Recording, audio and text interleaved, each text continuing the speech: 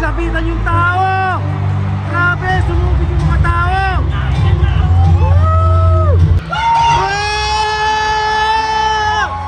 Mabuhay! Mabuhay! Ang mga kapatid kong Muslim, kailangan magbayad tayo ng utang na loob! Kailangan si Dante Marcoleta maging number 1! Wow! Yan ang sinasabi natin, number 1! Wow! Handa na ba dito lang sa left side ang sumagot? Handa na ba kayo? Handa na! Ang ating makakasama ay hindi lang action star sa pelikula. Isa siyang tunay na action man sa Senado. Isang boses ng Hey! Ruben! Oh! Bayan. Mga kababayan, malakas na malakpakan. Sabay-sabay natin sa Robin Padilla!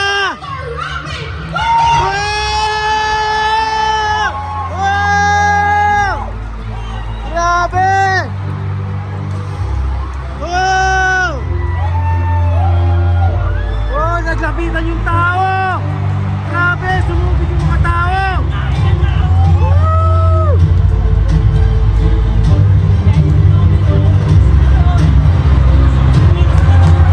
Grabe!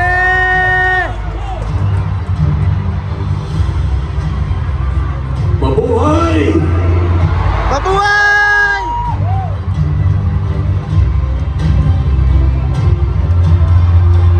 Isang magandang gabi po sa inyong lahat. Nais ko po munang magpasalamat sa aking pong kaibigan. Sa aking pong ang tawag ko ay Batman. Sa ating pong susunod na senador, Rodante Marcoleta. Alam niyo po, noong 2022, kami pong dalawa ng ating mahal na kapatid Dante Marcoleta ang laging magkatabi. At noon siya po ay biglang umatras, ang sabi ko po sa kanya, tinawagan ko siya. Sabi ko, Kong, bakit ka umatras? Gusto mo ba umatras din ako? Ang sabi po ni Kong, wag.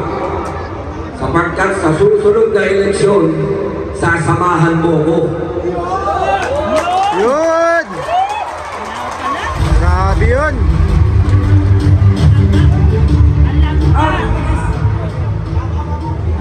Dahil po sa tulong ng Iglesia ni Cristo, Wow! ang inyo pong lingkod ay naging number 1! Wow!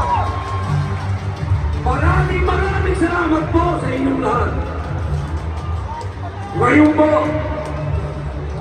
dumating na po ang panahon para maging number 1 ay si Dante Marcoleta! Wow! Marcoleta! Ito po, gabi nito,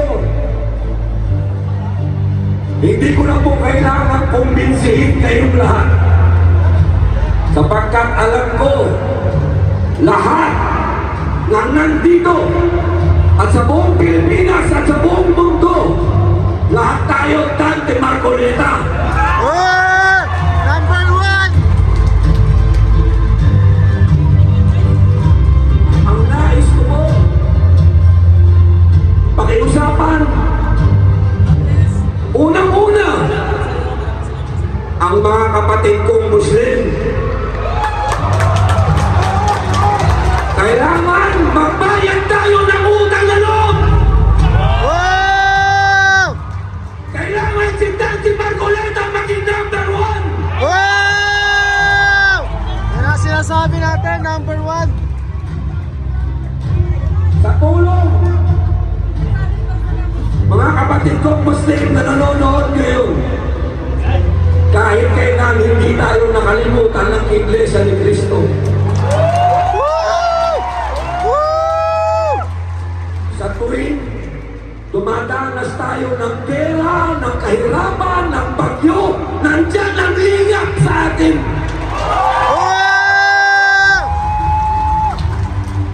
Hindi tayo kailanman iniwan ng Iglesia ni Cristo.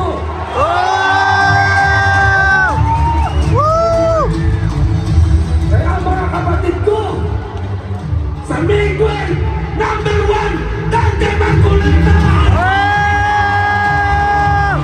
Number 1! Woo!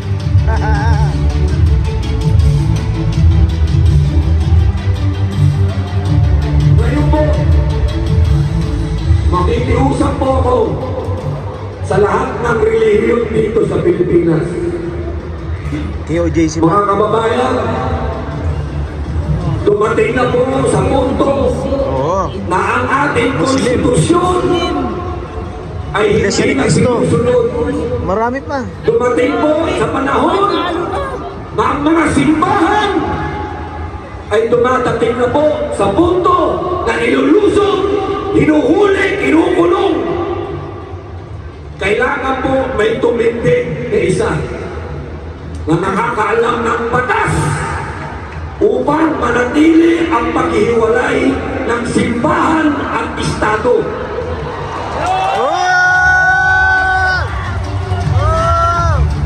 Wala pong iba kung hindi si Atty.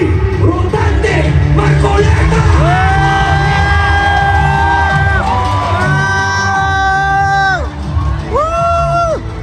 Panalo na!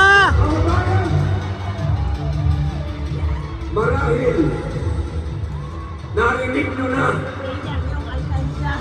si Dante Marcoleta Palubog na! ang susunod na Senador Miriam Santiago. Alam ko na, narinig nyo na yan. Na-flash na ba? Nagkalat na. Ito lang po ang sasabihin ko sa inyo. Totoo po yan. Siya. Pero, Naging isa lang po ang nakalimutan nila. Si Dante Marcoleta, abogado, katulad ni Senator Miriam Santiago, pero hindi po nila naihambing ang isang taong may takot sa Diyos. Napakahalaga po na ang inyong senador ay may takot sa Diyos.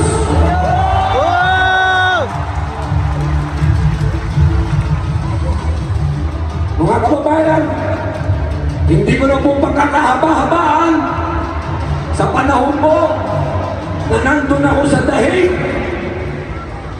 Isa po ako sa nauna ron. Ang kapiling-pilinan po ng ating mahal na dating Pangulo sa amin, sa PDP. Lahat po yan, isa lang ang sinasabi niya, huwag niyong kakalimutan iparating sa lahat ng Pilipino sa buong mundo ang unang iboto, Dante Marcoleta! Panalo na!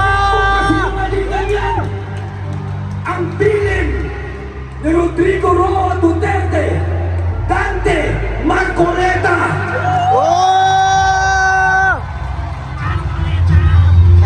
Kaya sana po,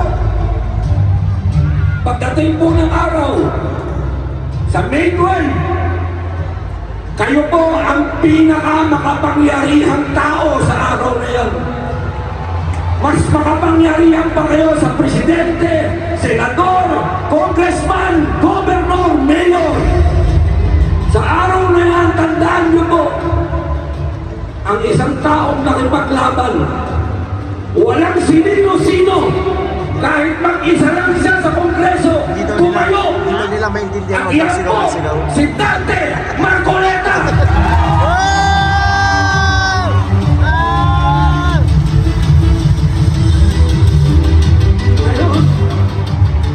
bilang PBB President po, huwag niyo pong kalimutan ang Duterte. Maraming salamat po. Mabuhay po kayong lahat. Mabuhay ang Pilipinas.